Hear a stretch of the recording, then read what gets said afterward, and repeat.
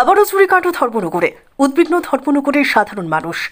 ঘটনা ধর্মনগর থানা থেকে 3 কিলোমিটার দূরবর্তী ধর্মনগর পৌর পরিষদের 10 নম্বর ওয়ার্ডের সাকাইবাড়ি নেতাজি পাড়া এলাকায়।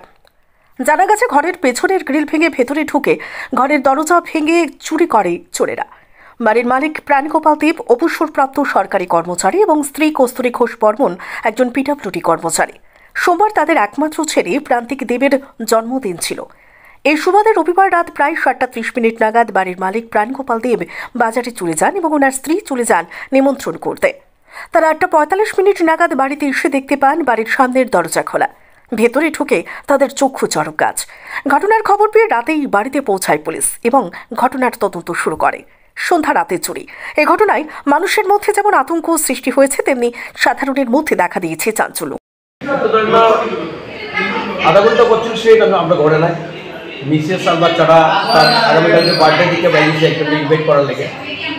আর আমি তালারে ড্রপ করিয়া গাড়ি ইনভাইট করবো, তার এখানে ড্রপ করিয়া আমি মার্কেটিংয়ে গেছি, কিছু মার্কেটিং পাঠিয়ে দিয়েছি এগুলি কেনাকাটা করে। আমি অন দ্যাট টাইম আমাকে যখন ফোন করছে মিসেস বাসা থেকে, সেটা দিয়ে সব মিশে গিয়া অন দ্যাট টাইম আমি বাজার ইন্ডিয়ার সামনে খুব স্পিডে আইসে এসে বাসাতে দেখি সব কিছুই। তো আমি তাড়াতাড়ি করেই আমি ইয়ে করছি, করে দেখছি যে আমার দেখি যে আমার স্টেট ব্যাংকের এটিএম কার্ডটাও নাই।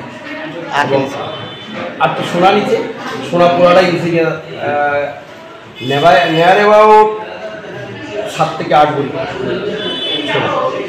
বাচ্চারা। আর কি ক্যাশ টাকা ঘরে খুব একটা বেশি আসছিল না, 1,600 থেকে 8,000 টাকা। আর এটিএমের পুরা টাকা নেই, আমার রিটায়ারমেন্টের পুরা পেনশনের সব টাকাটাই এটিএমে অ্যাকাউন্টে দিচ্ছে। ওই এটিএম কার্ডটাই